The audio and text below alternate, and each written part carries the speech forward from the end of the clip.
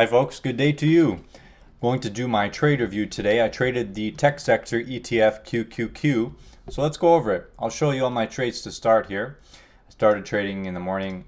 First trade was put on at 9:52 and I short the calls first thing, and then I was long some puts, covered the puts real quickly, and so I was done by 11 o'clock. Now I'm starting to feel more comfortable in my trading approach because I'm starting to practice better behavior regarding using stop orders, and I'm seeing it and I'm feeling more comfortable in trading. That's pretty much it. Now, a lot of it is related to psychology. I'm going to make separate videos talking about that in general, but basically when I go in the morning, I don't go in really expecting anything. I don't go in with any kind of bias. I look at the levels and then I understand the tape. I look at the tape, the bid and the ask. I look for a held bid, a held offer, a dropping bid, and that kind of gives you the info to trade, how to trade, what direction to trade in. That's pretty much it, guys. Like, I find it's unhealthy to keep a bias, like to go in and say, I'm going to short the market today, and then it goes straight up and you keep shorting it, and then what are you going to do after that? You know, like, you're just giving your money to the market. Instead, you should take the time to learn how to do things properly, all right? So I'm slightly green on the day, just by a little bit, by 3% in my account. But again, the dollar amount doesn't matter. What matters more is the fact that I'm practicing good behavior, okay? So let's get into it here. First trade of the day, well, market moved down to start. We moved up and then down. This is a 2-minute chart of the tech sector. So let's use a replay function here. So we moved down and I was watching this 210 area, basically on the Qs, and I noticed right off the bat that the tech sector was notably weaker than the financial sector, okay? And SPY was somewhere in the middle of the two, like usual. So the tech was much weaker today. So I said, I'm not comfortable shorting the SPY unless both of them are gonna be bearish. So I was looking at the Qs and they were more bearish. So I said, you know what, if I'm gonna short calls today, it's gonna be on the Qs. So I was watching the Qs and I was waiting for the opportunity. You can see this big move down. Now, watch how we reacted here. We came up, we tried to move lower, we couldn't. So that was a bull opportunity that you could fade to the moving average. Now, this is when I started to get interested in a short, and I was watching this 210 area to see how the price was going to respond around the 210 area. You can see that we tested the moving average once and failed, and then a second time and failed, and then we broke the higher low pattern here, okay? So I was into the short calls here. I started scaling in. My first entry was at 952.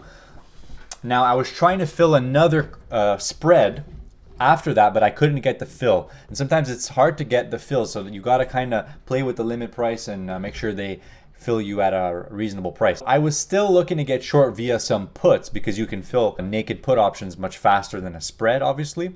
So I said to myself, okay, I'm going to watch the bid coming right down to this 208.50 area, and that was the held bid that I was watching. See, it was 209 over here, it was 209, and then once 209 broke, I was watching this 208.87 and I said, okay, under 208.87, I'm in the puts. No questions asked. I'm in the puts at that point, and that's it. I'm looking for a second leg down in the market, okay? And what happened was we chopped a bit and then we got the second leg down slowly, and that's it. So I covered that position right here for a small win at 10.26. So you can see right here, 198 put, I bought them at 74, and then I actually bought one contract and I covered it at 77. Now, interesting point is that as soon as the trade went into my profit zone and to profit in general, I put in a break-even stop, okay? And that right there is good behavior that I'm trying to consistently practice, and that is going to be ingrained in my trading routine, obviously, okay? As soon as the trade goes in your favor, you put in a break-even stop, okay? Or it doesn't have to be break-even, it could be slightly below your break-even, but you kind of have to get a feel for that, all right? So I covered it there. Now, at this point, I was watching the consolidation. You can see we pushed up, failed. Again, the moving average at the 12 period. This is the 2-minute chart. We came up again and failed. So at this point, the held bid was 208. You're watching 208 on the Qs. Once the 208 broke, we got another considerable sell, and I entered another short position right there for a scalp, of course. So again, I'll pull that up for you. 195 puts this time because they were a little bit cheaper. Paid $50 for these contracts, and the commissions, you can see I paid quite high commissions today on these options. And so if you zoom in, you'll see that I probably paid about $1.30 per contract for commissions. So it's a bit expensive. I noticed less commissions on the spiders and less commissions on equity options like Apple and stuff. I guess it works better if you trade more contracts. Anyhow, so entered at 50, immediately put in a limit order to sell at 54 as the price was selling. And I covered one and then I covered the other. Now my mistake here was, I guess, not being able to perceive the amount of actual downside that this market had. Okay, so I covered too early and I wanted to take my money and run. And I was also still short those calls. And I wasn't really happy with the fill I got on the short calls, but still not a huge deal. So we sold off and basically we kept selling until we got a huge panic sell.